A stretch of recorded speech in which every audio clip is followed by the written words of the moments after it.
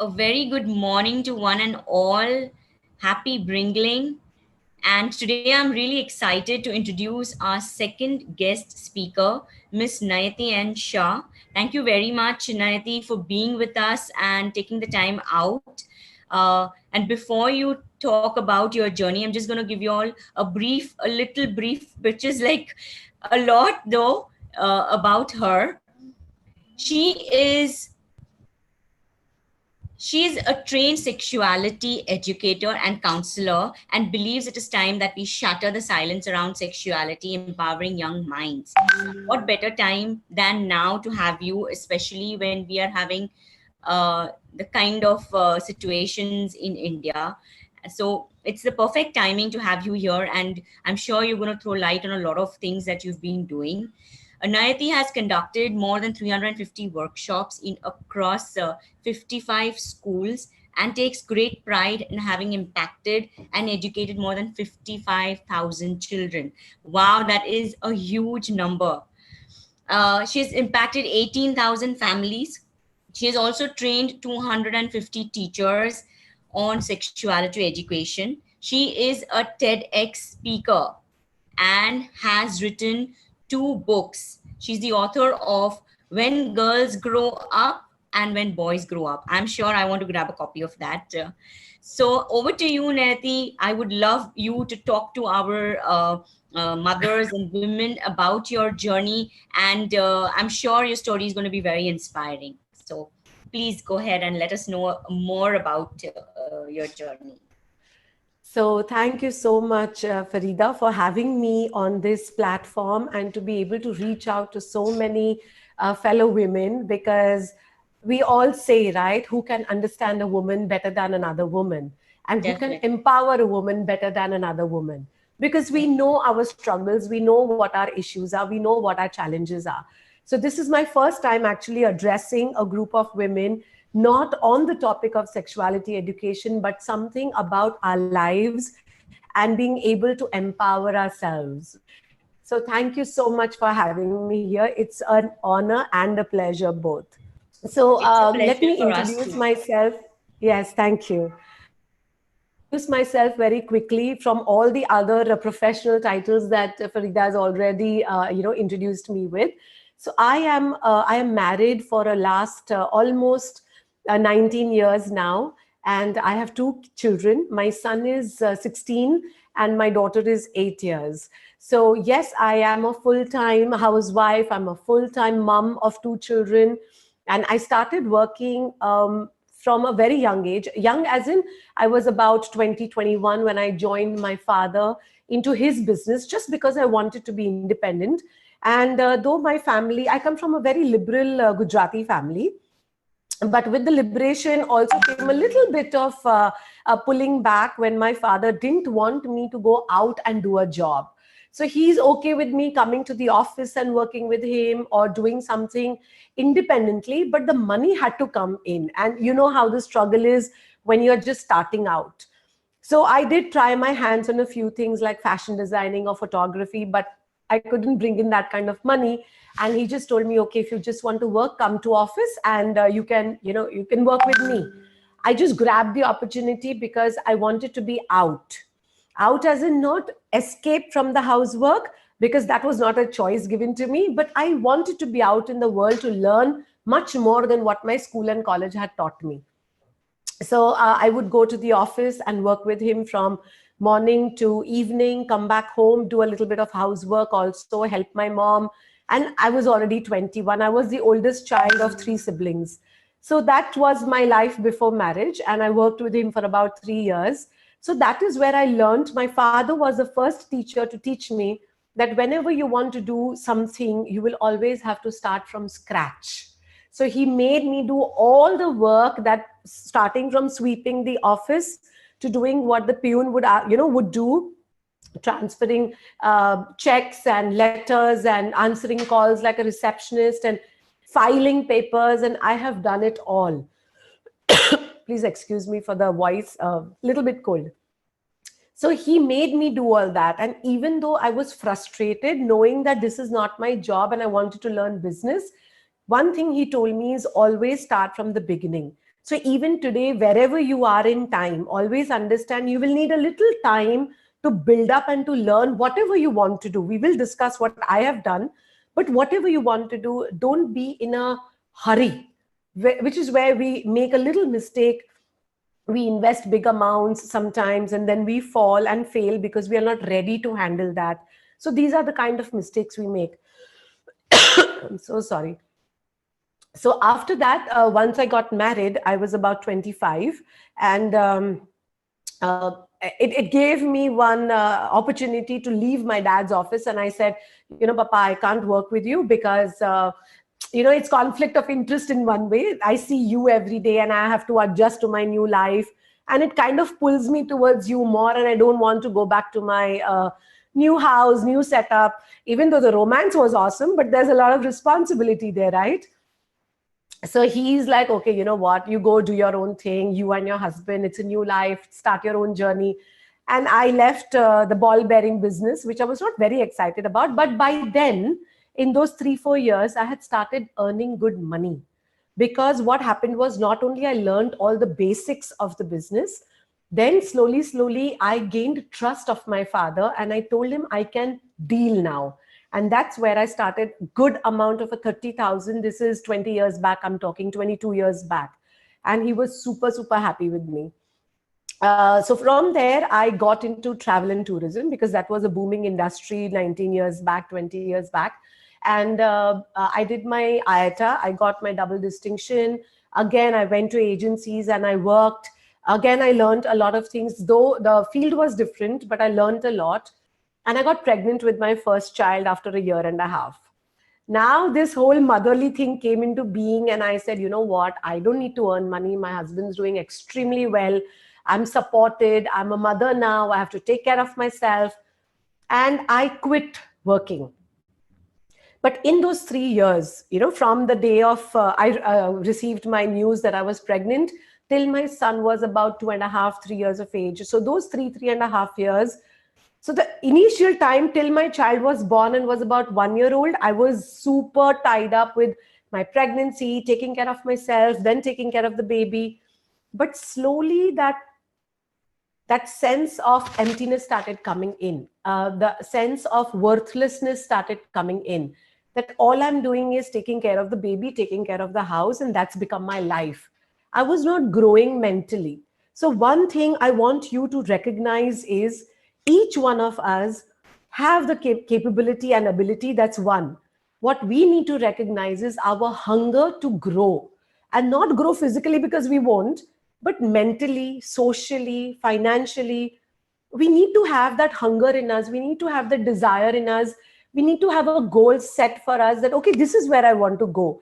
Then you will know what to do about it, right? So while I will be talking of how I made my money, but if you don't have the right attitude, you won't go anywhere. So if I would have only sat at home and said, this is my life, now I have to take care of my children, I have to serve my in-laws, I will have to cook for my husband, or be at home when he comes, I wouldn't have reached where I am today. And genuinely, yes, there was a little resistance from the family. There was a lot of adjustments to be made, a lot of attitude changes.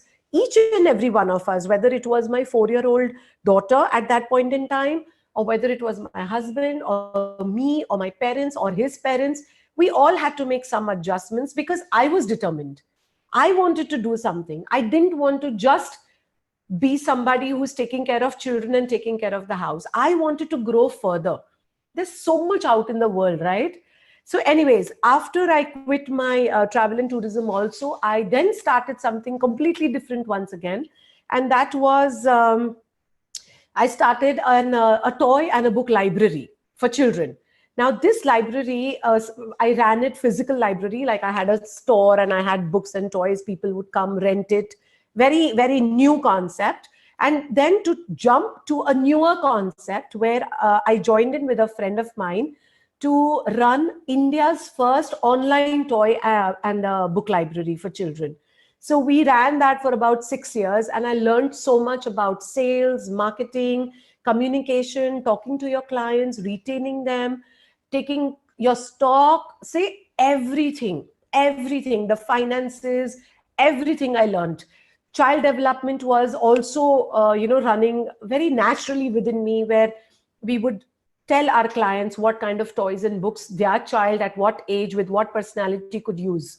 So it gave me a lot of boost to know that because I'm a mother, I could use that experience into doing something which also brought me finance, money. So, at every stage in time, I have done well. I've not done extremely well, but I've done well for myself, where I was recognized for what I could accomplish. Now, with all of that experience today, it was about 9 years back or something, 9 years back or about 10 years back, I stumbled upon this topic called sex education. And I said, you know what? Nobody's talking about it. So I had to close down my toy library because of certain emergencies at home. I got pregnant with my second child. My partner lost his father very suddenly, and we couldn't manage the library because it was a very new concept. And you need to be there for your business, and we were just not managing it well, and the overheads became too much. So we closed it down. And once my son was about 6 years of age, I started with sex education. I went and I learned it. I started reading about it. I started understanding that I am good at demystifying it, making it simple. So, whatever was available as knowledge, I could simplify the language and present it to children and parents. Now, this capability I did not know till then. So, with all the other experiences I had, though they were failures, I did not go through it, I've not continued with that, but those failures became my strength. Okay, I was never bogged down like, okay, that didn't work. Yes, I did have a phase where I was very, very depressed after two children, still not working, closed down all the businesses. And I did label myself as a failure for a little while. And I was completely under depression, where I would think, you know what, I am useless. I could not build a very successful business. Even though I did so much, I couldn't get what I targeted for. I don't think I can ever do it. So I was going back into that hole of depression with two children at home, nuclear family, running your house, and not seeing a way further. One day I got up and I said, enough is enough. I think this is another opportunity for me.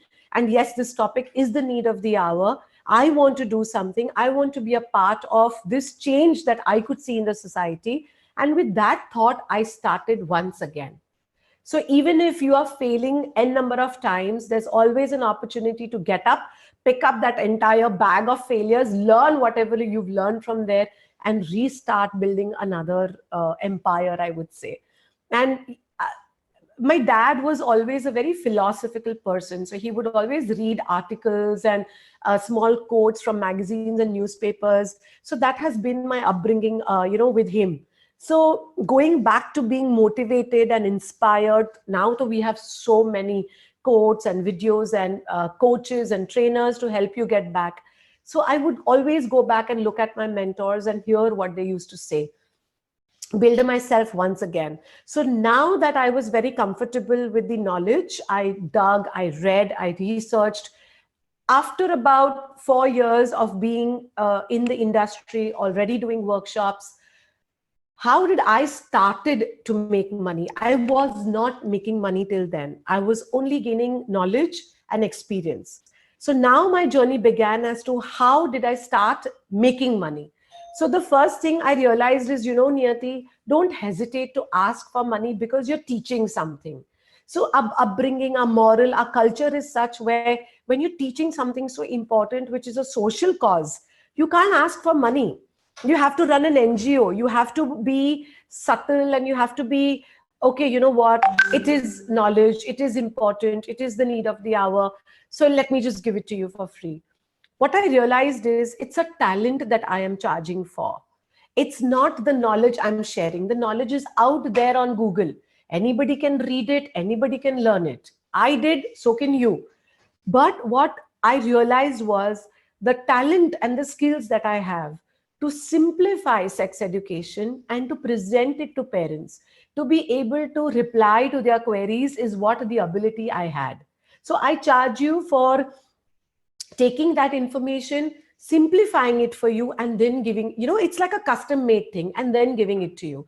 That is what I am charging for. It's not the knowledge. Knowledge is out there. It's been there. We are a country who's written Kama Sutra, who has, we are the only country who has studied sexuality as science and art. So who am I? I am nobody to create knowledge. I am not that. Knowledge is already there. So for you, figure out what you are good at. Pick up an area which you think you're comfortable with, you're confident about. So it could be you're fabulous at dancing and you have the confidence when you're dancing, or it is as good as selling ball bearings at Nag Devi. So you're good at selling, or it could be the toys and the books that I did, or it could be selling furniture, or it could be just organizing houses. Do you know that's become a job now? Organizing houses, because everybody is moving out of the house, doing and building their own personal growth. And we need help at home. We need help. Urban Clap has come in. What a brilliant concept. So the market is open to you. But what you need to understand is to recognize your skill, what you are good at and what you feel confident about. So I am also good at managerial skills, and people say that, Niyati, when you organize it very well. But that's not my confidence and that's not my area of interest, even though I'm good at it. So I could use my skill and make money out of it, or I use my passion and make money out of it. Making money is the goal, right? So making money should not be a topic of shame. Because if I am making a product, like, I will talk about this, but if supposing I have made this Bluetooth, okay, if I have made a product using my knowledge and skill, and if I can sell this to you without shame, why can I not sell the same skill, talent, knowledge, because it is useful to you? I can. And I'm not ashamed of doing that. So yes, of course, at the same time, I do my part of giving it back to the society, because I know our country has majority of students and parents who cannot afford the kind of money I otherwise charge. So I do my bit, wherein I go to NGOs, I go to any gathering where they call me, and I know they can't pay. I will dutifully do my job over there, go educate the children just the way I would have educated them outside, with charges. And I do my bit. I do my bit. But at the same time, I will not be, what can I say, ashamed about it, or, oh, how can I charge for something so important? It's a societal problem. That's okay. People pay for English classes also. So don't worry about these small things, okay? So first is to recognize what you are good at and what are the skills you have. Second is recognize that, and now there are multiple things you can do out of one space. So once you know that, okay, Niyati is good at demystifying, so now what can I demystify? I took a topic of sex education.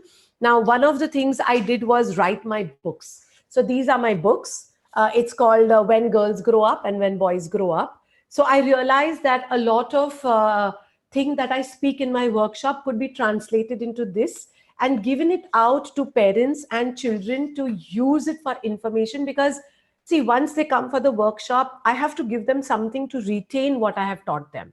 And what better than this, even for those who can't reach out to me.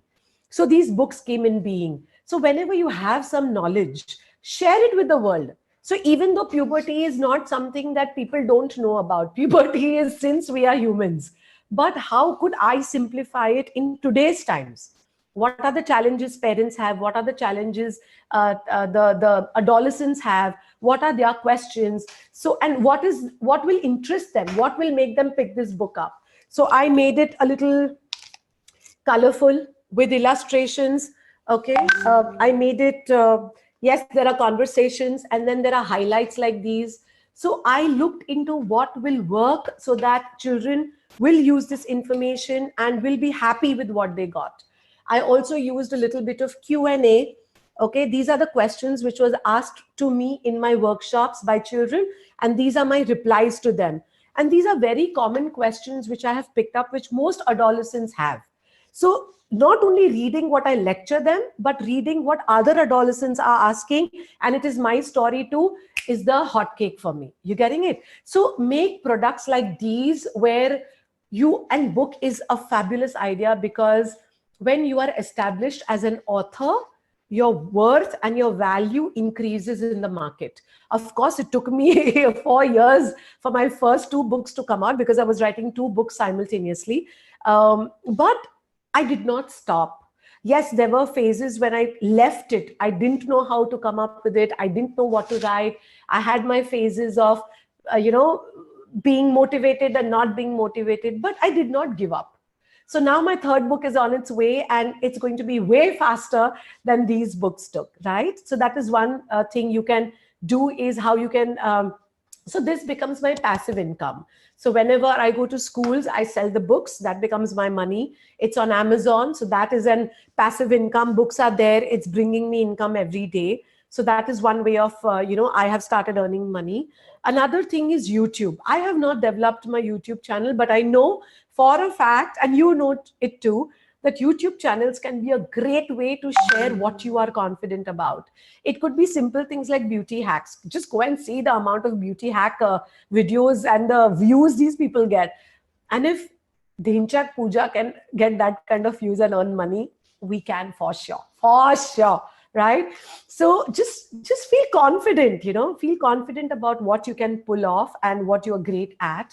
So YouTube videos could be your source of income with simple cooking shows or organizing the house or some tips for children or some tips for mother-in-laws or father-in-laws or husbands and relationships. Topics are endless. Topics are endless. Just pick something that you are confident about. So after that, of course, this is all simultaneously that's happening. Teaching is such a noble job, and it makes you a leader in life. So when you are teaching, what happens is not only you're sharing what you have experienced and gained knowledge, but sometimes, just like I am doing today, I'm sharing my story with you. The more I teach, the more I am able to see that, yes, I'm a part of a bigger change. So teaching comes from a very noble space. But at the same time, yes, you can earn money out of it. As I said, when you're teaching something to someone, you are just not sharing, okay, this is what I know, and this is the book I read, and this is exactly what I'm giving you back. No. What I do is I take lots and lots of Q&As. Q&As is my forte. When it comes to Q&As, either from children or from parents, the way I reply back to them, they go back empowered and educated. So when I am giving you that, I am helping you sort your life out, I can charge for it. So charge for your teaching. It's absolutely okay. Once again, if English and math can be taught and charged, so can this be. It's just another topic, okay? Collaborate with a lot of people to do, different workshops, different platforms, go to different places. Don't always think that it has to come to me. You go and collaborate with people. Supposing, nowadays there are these apps which let you resell products. So pick up these apps, Google a little bit, find out about it. Maybe some of your friends are doing it. Facebook is filled with resellers. Pick something that you are interested in and you can sell. Learn that little art of selling. And nowadays with technology, it's a few buttons, literally. So just go and invest a little bit in yourself to learn something, and then you can go out and earn for yourself. So it could be bags, jewelry, clothes, bed sheets, children's items, utility items. Everything's available for reselling. Pick a niche that you want and go resell. That's also one way of earning your passive income. And it could be just 1 hour a day. Getting it? So collaboration was one thing. Like you could, so supposing if I am collaborating with a child psychologist, we take two, topics together, merge it into one bigger topic, and then sell it out. That is also a possibility. The last, I don't want to make this very long, but the last tip I want to share with you is, once you have established yourself a little bit, where you have gained the trust of your clients, of your community, then you can start looking at bigger projects. Let the brands come in, let them reach out to you, because now you have become an influencer. Now you have become somebody who people will trust you. You have become somebody where you have raised yourself, your worth, your esteem, that yes, I have something to give you. Be so confident and continuously keep learning. Never think that, no, okay, now I have enough and now I'm the best. You're never the best. There's always something new in the market, and you will need to learn it. You will have to update yourself. Never, ever think you're done. Keep learning till you die. Keep active till you die. Do not sit thinking that ab hum kya karenge? Now that I'm becoming old. No. If a 100-year-old can run a marathon, at least we can walk, right? So always have your attitude matters the biggest. So always keep yourself motivated. Nobody's going to motivate you. Trust me, after listening to all the talks, I know that I had to pick myself up and get up from the bed and say, okay, I want to do it. No, I could sit down on the bed and watch YouTube videos all day long, but that was not getting me the money, right? So lift yourself up. So there is this one quote I love wherein they say, when you put your feet on the ground, the devil should say that, oh, she's up. That is what you need to become. And no matter how you look, what your height is, how many pimples do you have on your face, don't care, because your confidence will matter. I'm getting goosebumps while I'm talking to you, because your confidence matters. Even if you're speaking in a regional language, trust me, we trainers are looking for people who are very confident in their regional languages, because majority of our population does not speak English. We have all our languages. So it doesn't matter what you're comfortable with. Your confidence matters, your attitude matters. So these are a few things I have done from different places where I earn my income, and I hope it helps you. All I wish you is the strength to get up each morning, whether you have failed or succeed, to continue doing your job humbly, with all the humbleness, with the hunger to go one more step further ahead. And you will be surprised at how universe helps you and pushes you and gives you all the divine support to be where you want to be. So all the best to you guys, girls, and I wish you that all the success in life. And please earn money. Earning money is a must. Whether you sit at home and earn money or you go out and earn money, earn your goddamned money. Okay, so that's me, Frida.